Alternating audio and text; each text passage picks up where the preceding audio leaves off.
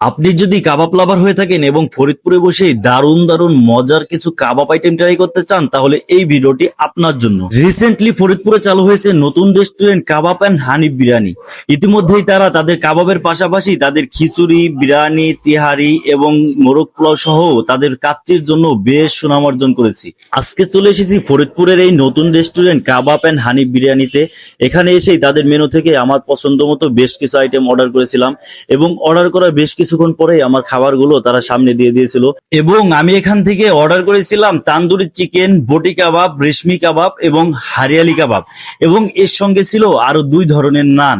আমি প্রথমেই ট্রাই করেছিলাম তাদের চিকেন হারিয়ালি কাবাব।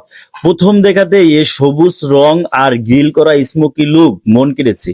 ধনেপাতা, পুদিনা পাতা, কাঁচামরিচ, দই মশলার মেরিনেশনে তৈরি হওয়া কাবাবটি ছিল একদম ফ্রেশ, ভালোভাবে গ্রিল হওয়ায় বাইরের অংশে হালকা চারকোলের ঘ্রাণ আর ভেতরে ছিল নরম, জুসি ও রসালো চিকেন। এরপরে ট্রাই করেছিলাম চিকেন রেশমি কাবাব, যেটার দাম রেখেছিল এখানে 160 টাকা, এবং হালকা স্মোকি ফ্লেভার এবং সুন্দর চারকোলের ঘ্রাণ এবং মশলার ব্যালেন্সটাও ছিল খুবই সুন্দর, যেটা খেতে খুবই ভালো লাগতেছিল। এবং আরেকটা ছিল চিকেন বটি কাবাব, যেটার দাম রেখেছিল এখানে 140 টাকা, যেটার স্মোকি লুক আর সুন্দর গ্রিল প্রথম দেখাতেই খুবই ভালো লাগতেছিল। প্রতিটি পিস ছিল নরম এবং খুবই জুসি, যেটা খেতে খুবই ভালো লাগতেছিল।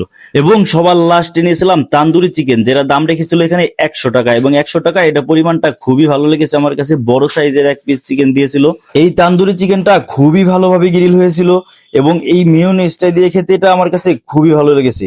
এবং এই নানটা আমার কাছে আরো ভালো লেগেছে, আফগানি নান, এটা দাম রেখেছিল 100 টাকা। এবং তারা এখানে খুবই পরিষ্কার পরিচ্ছন্ন ভাবে এই খাবারগুলো তৈরি করে থাকে, যেটা দেখে আমার কাছে খুবই ভালো লেগেছে। আর আমি এই খাবারগুলো খেয়েছিলাম কাবাব অ্যান্ড হানিফ বিরিয়ানি থেকে, যেটা কাচ্চি সুলতানের নিচে। আর এটা হচ্ছে ডায়াবেটিক্স এর মোড়ে। আপনারা ডায়াবেটিক্স এর মোড়ে এসে কাচ্চি সুলতানের নিচে এটা পেয়ে দেবেন। সকলে ভালো থাকবেন, ধন্যবাদ।